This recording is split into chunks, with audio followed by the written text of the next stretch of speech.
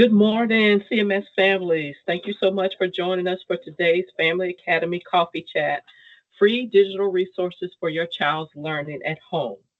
Please take a moment to sign into today's session using the bit.ly that is displayed on the screen and add it to the Q&A. Displayed is our CMS placemat that includes our district goals, mission, vision, and the four pillars in which we carry out those goals with excellence.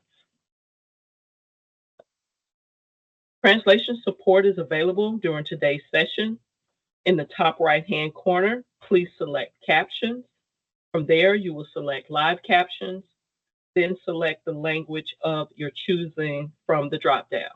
Again, if you're in need of translation support, in the right-hand corner, please select Captions. From there, you will select Live Captions, then select the language of your choosing from the drop-down. We're excited to engage with you today. If you have questions during today's presentation, please select the Q&A feature. Once selected, you will be able to type your question to be addressed by our presenters during the Q&A time. And we would love to hear from you throughout the presentation. So please feel free to react and engage using the React feature to let our presenters know that you are engaged with them and that something resonated with you during their presentation. Families, if you would like to review today's sessions or previous Family Academy sessions, please visit CMS Family Academy. And to explore up-to-date learning resources in a one-stop shop, we invite you to visit the CMS Family Portal. This resource is available to all families and no login is required. And at this time, I am pleased to introduce the Digital Learning and Library Services team.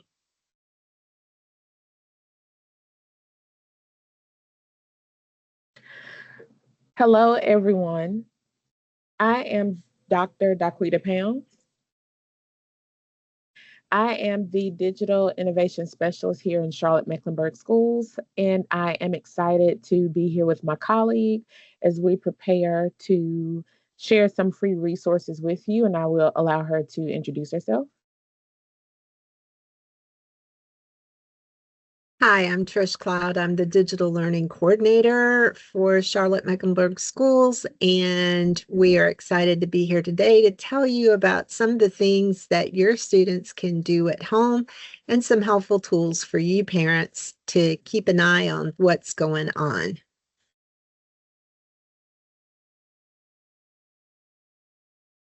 So to begin, we are going to talk a little bit about the Sora library, and we're also going to talk about Minecraft EDU. And as a bonus, we are going to work in a feature that is awesome and amazing for parents for Canvas. So let's go ahead and jump in. A lot of times we get parents who are curious about what resources are available, how can they support at home, and these are a few that we're highlighting for you today. Especially in light of district goals. And a lot of our parents, a lot of our families are curious about how they can support the effort and have our students have a solid, strong education and support at home.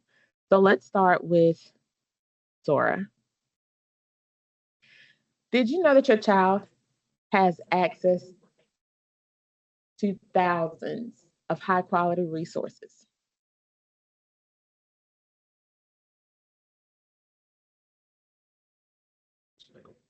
For this is available to all our students and our staff through our district ebook shelf.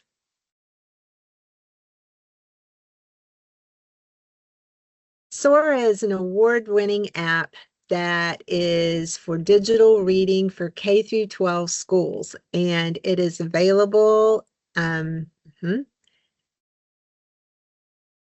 It is available through our Launchpad and an app.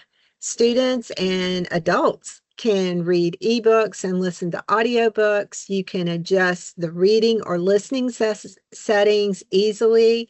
You can read or listen offline.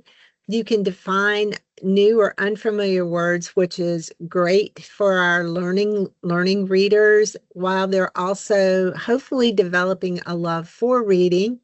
You can add and export bookmarks, highlights, and notes. If the book is not available that you want, you can place the book on hold, and students can keep up with their stats and earn achievements. As someone who spends a lot of time reading on her Kindle, I like to know just exactly how many weeks I've been reading consistently and how many books I've read and all that kind of stuff, because it just helps you feel like you're accomplishing really great things.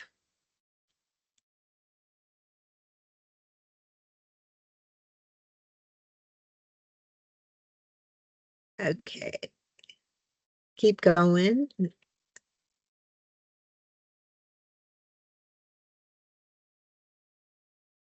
All right, so go ahead. Okay, so the easy way to do this is on your students' Launchpad when they bring their Chromebook home. Or if they access the Launchpad from home on a home device, they can find Sora on their Launchpad. If they log in through the Launchpad, they won't have any problem getting into Sora. It's just going to take them straight into Sora. However, if you want to put Sora on an iPad or you want to put it on a phone for them to use, then you can go to the soraapp.com and you can load the app that way.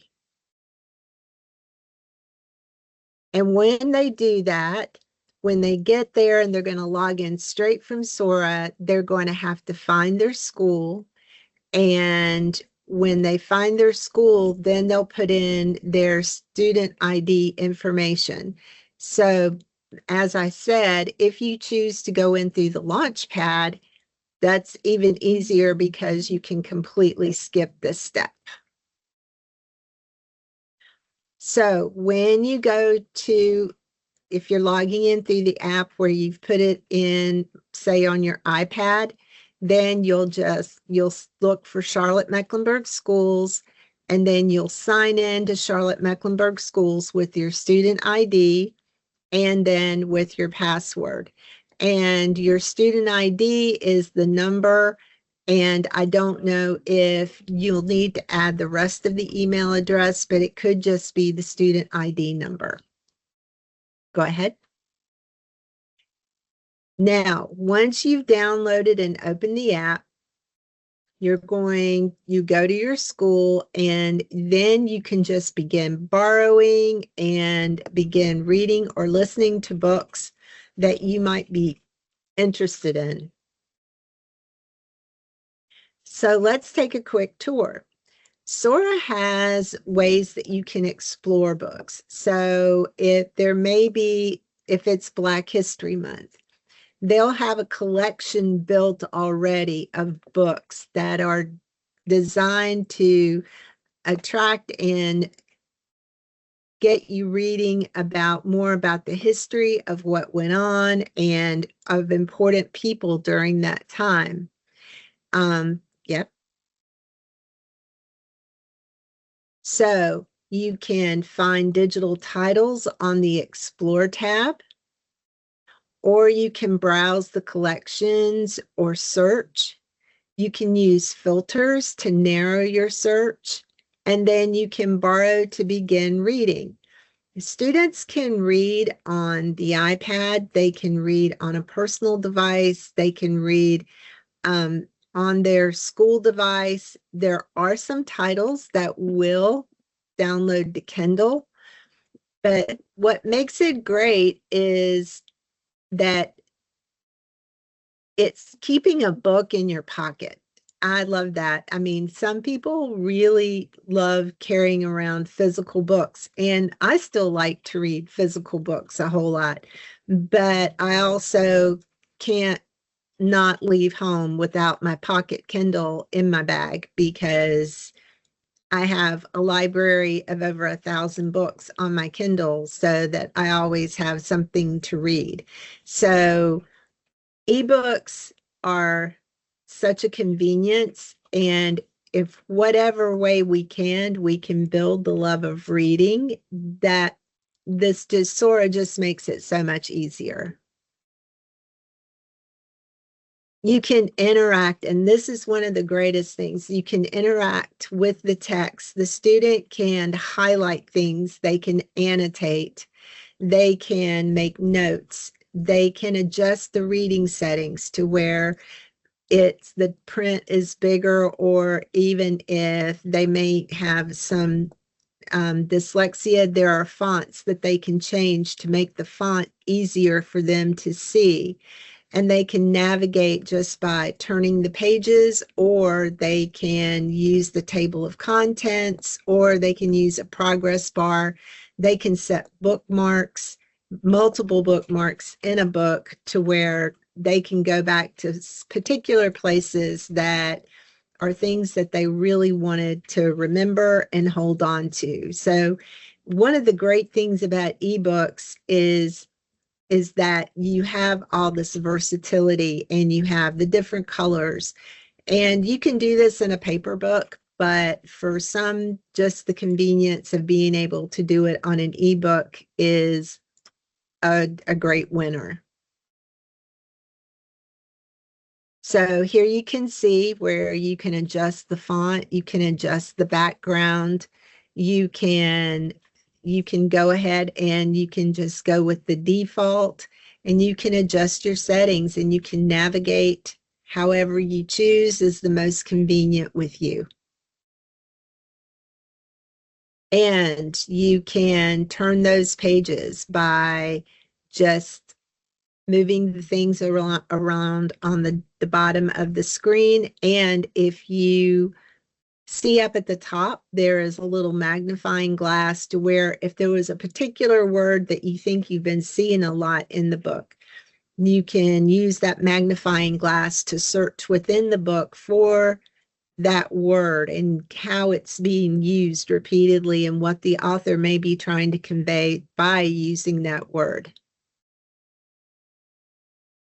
Also, you can enjoy audiobooks. And this is a great thing to do if you're riding the bus home in the afternoon, or you're going your way to soccer practice, or you're just spending some time alone. A lot of times just listening to the audiobook is a great way to read a book, because whether you read a book with your eye holes or your ear holes, you're reading a book. And so you can enjoy audiobooks through Sora. And as we've said, this is free for students to use, and this is free for CMS staff to use. And personally, when I'm driving from home to work and work to home, I have an audiobook going every day. So this is another great thing that Sora offers. You can play and pause the audio. You can jump ahead or back in 15-second increments, and that helps a lot if you get interrupted and you forgot what you just heard, so you can just back up real quick. You can adjust the playback speed. Some people like to listen to the speed a little faster than just normal speed, and then some who may be wanting to listen to it a little bit slower so they have time to take in the words, they can slow the speed down. It's just a personal preference. Next. Set a sleep timer. A lot of times you could lay down at night and just be listening to the audiobook, and you can set a sleep timer to where it will shut off, and so it just won't be playing all night while you sleep and you don't get to hear the book. And there is the sleep timer. And by looking at your shelf, you can keep track of your loans and your holds on the shelf tab.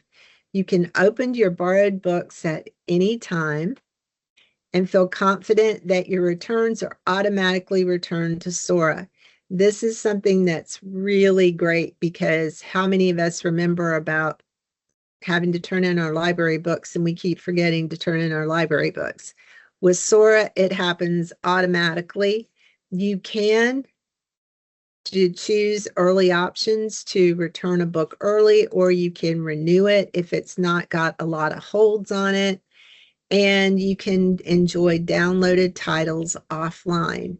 And you get notified when a title that you have been wanting and has been on hold, you get notified when it's time for you to get that book, which you've been anxiously waiting on. And here's the reading stats. And this is private to each individual reader's account. You can see how many books you've read. You can see how many days you've read. You can see the average time of your sessions. You can just take care of, see all the things that you're doing and seeing how you're growing as a reader. And it's all available on the Me tab. You can also earn badges for accomplishing a variety of tasks in Sora. View the badges on screen as they are earned and dismiss them easily. Track earned and unearned badges in your Me tab, which is great. So your next step for Sora is to download the Sora app, help your students explore, and you can explore their marketing materials that they include if you're interested, and that is in the Sora Resource Center. And you can get step-by-step articles to help you get started. Use Sora and troubleshoot, and you can access all this through your browser at help.sora.com or open directly from the main menu in Sora, and Sora is available in 13 languages. Also, if you go to the cmsk12.org website and look in digital learning and library services in our department, that is also listed in the family portal. You can find a lot of this information there about how you can access Sora and more information. So feel free to contact us if you'd like more information on Sora.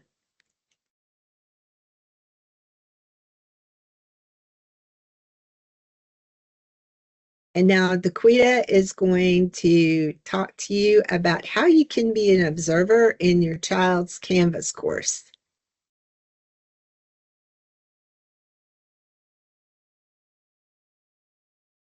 All right. So, a lot of parents always want to know how they can keep up with how their students are performing in class.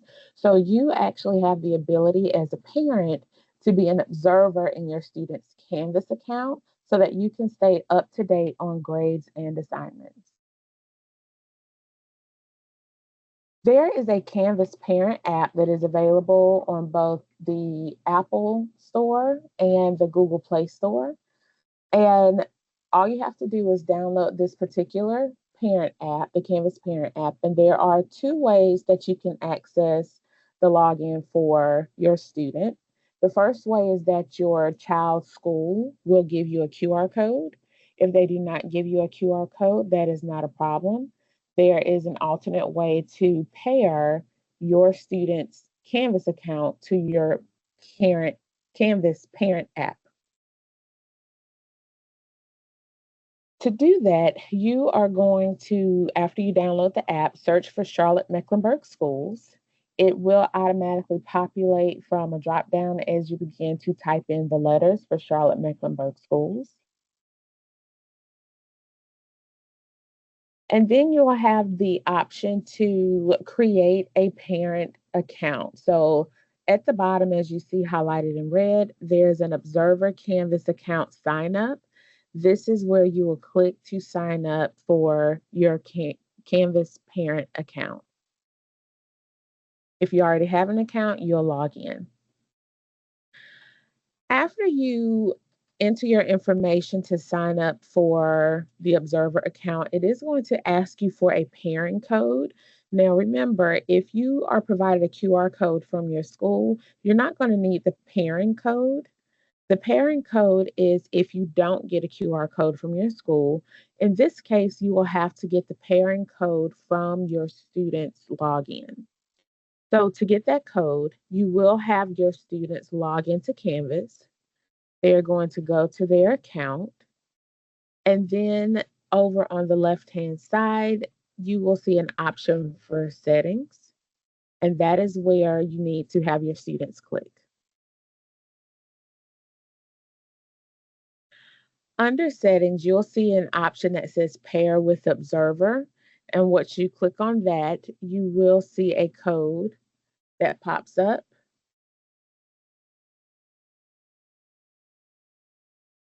And that is the pairing code, the pairing code that you will enter into your account.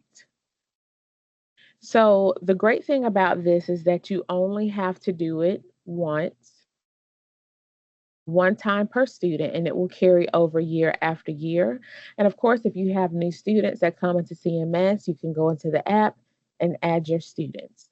Once you get into the app, you will see the list of all of your students' courses and their grades, and you can select on the course that you want to take a closer look at. And while there, you can arrow back and forth between each week to see which assignments were required, which assignments were graded, which assignments might be missing, or also how they performed on the assignments that they submitted.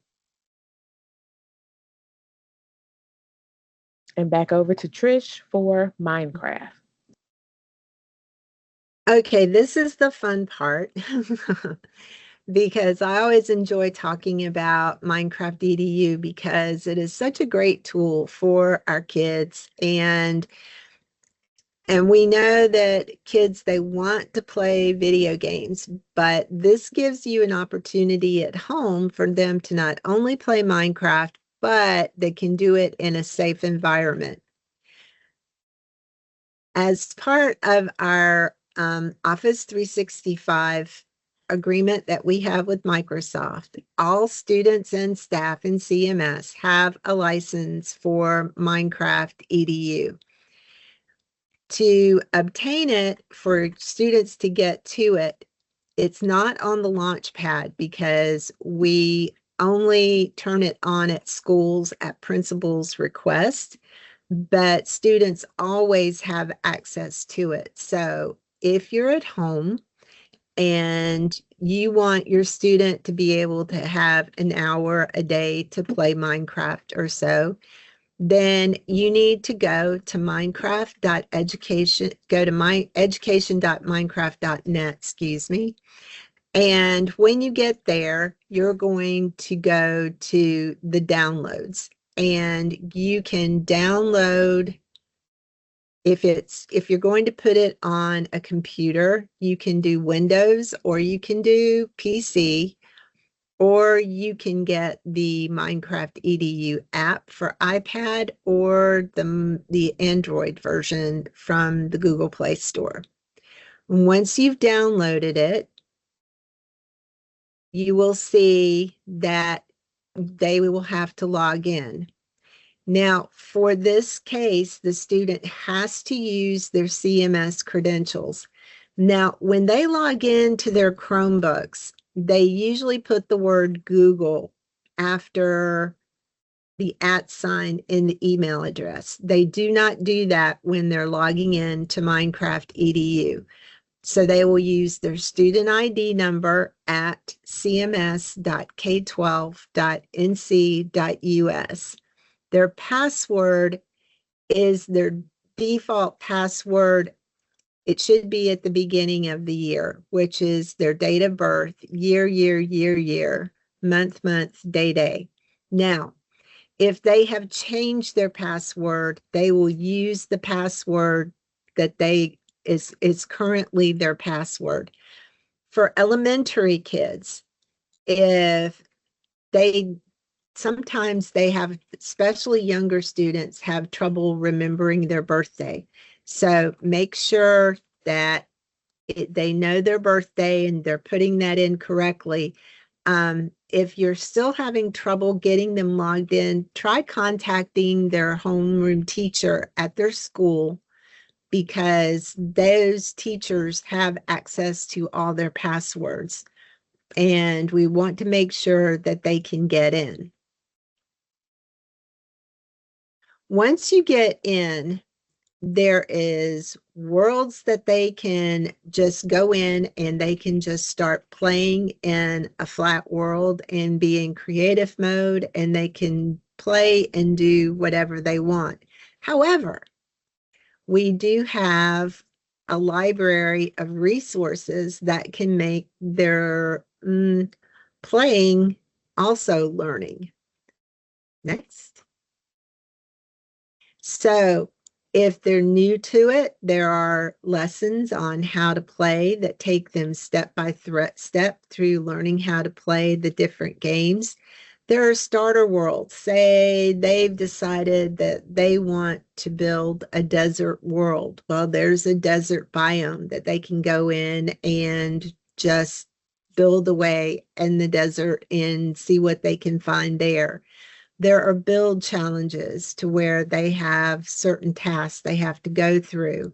If, depending on their age, there are lots of computer science lessons. They can start learning the basics of block coding in Minecraft, or they can move on up to learning Python in Minecraft. So there are plenty of computer science related courses in there that they can do, that they can explore, and they can find things that they can do. There are mathematics worlds, science worlds, language worlds. There are art and design worlds. There are social studies worlds. There are all kinds of things to where they have the opportunity to play and learn and grow within there in a very safe environment. Because our Microsoft tenant, as it's called, is secure, no one from outside CMS can join in with your child's play. So they are just right there. Now, if you have a child and another child comes over to play and they're on two different devices, these two should be able to connect. And there is a way for them to connect and play together in the same world. But unless the student has a CMS ID with and login that we've just talked about, they cannot join worlds with our students in CMS because of the fact that we are in a secure tenant within the Microsoft boundaries. So this, for a lot of parents, gives the child a chance to go in there and just play and explore, but at the same time, not have to worry about outside influences. And I know that for some that you're limiting screen time, this will give them an hour a day that they can play Minecraft and then go back to going outside and exploring and maybe trying to replicate what they just built in Minecraft to do it in the real world, or build something in the real world that they really like that they want to build in Minecraft. And so it really works on their spatial awareness, and it just gives them a fun way of constructing things and just having a good time playing. So yep. And I think, let's see, I think that may be our last slide. So do we have any questions? We do have a couple of questions here. Our first question is about Sora, and one of our families wants to know, is the password for Sora assigned at school for kindergarten students, or do parents create a password on one of the portals? That password should be tied to their student ID. So just like we were talking about in Minecraft, the default password students are given at the beginning of the year is their date of birth, year, month, day. And unless that has been changed in the classroom, that should be what their password is to get into Sora. So as we said, if they go through the Launchpad, it automatically logs them in. So if they're downloading the app and they're logging in that way, it's going to be the same. It's going to be their student ID and the password from CMS. Great, thank you. We have, it looks like 2 more questions. The next question is about Canvas. How is Canvas different than what is shown in Infinite Portal, where we can see the kids' grades and daily attendance? I will answer this one. So Canvas will grade anything that is in Canvas.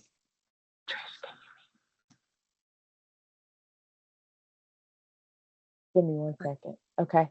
And with Infinite Portal, if there's anything that is graded that is not in Canvas, it won't show up in Canvas. It's only going to show up in Infinite Campus. So if you want a holistic view, you can absolutely see the grades in Infinite Campus. But if you want a little bit of a more detailed view, you may want to choose Canvas.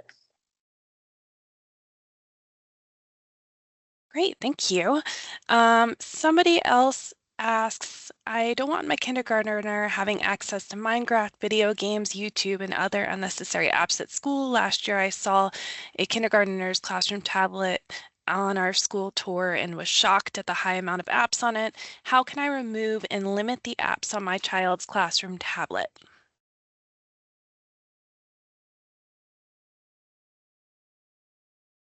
First off, I think the regulations or the rules regarding K2 and the use of apps and iPads this year is changing drastically. So I would check with your child's kindergarten teacher, and those apps are I'm surprised that there would be that many apps on there because they're only allowed to install what's approved.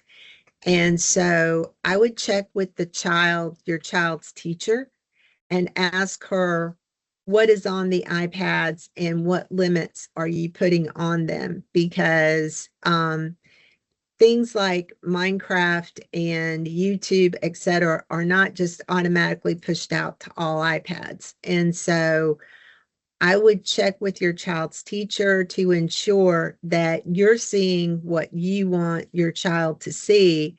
And if there are things on there that you would prefer to be hidden, I would discuss it with your child's teacher and see about making the adjustments necessary that would make you feel more comfortable with your child using the iPad.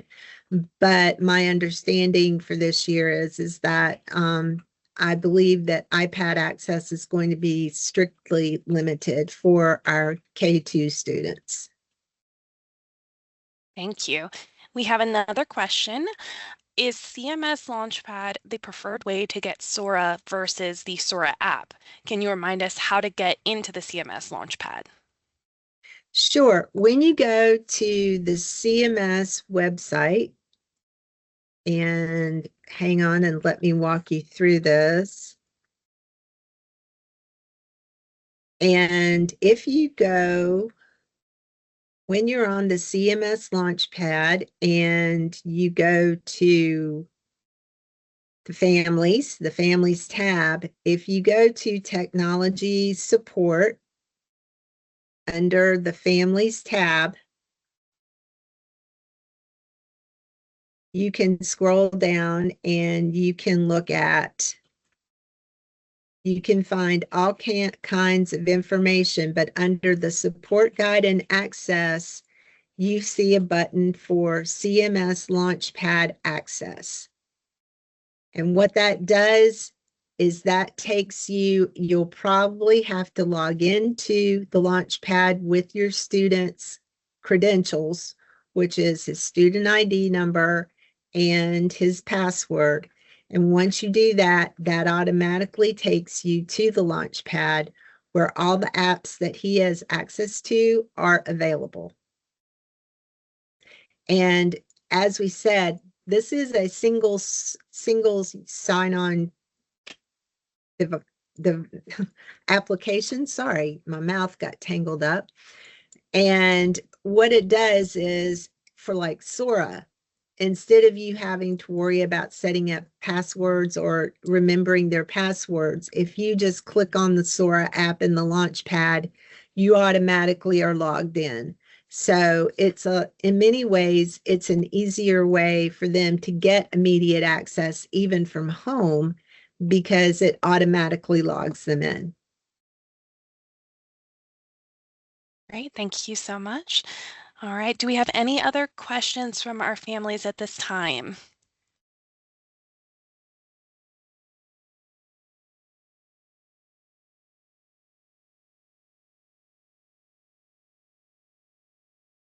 Any other questions at this time? Okay, Robin. Thank you. Thank you, CMS families, for attending today's Family Academy Coffee Chat. And a special thank you to our presenters for sharing the valuable information on free digital resources for your child's learning at home. Families, if you have not already done so, please complete the attendance link and the feedback link pinned in the Q&A. And as always, have an amazing day.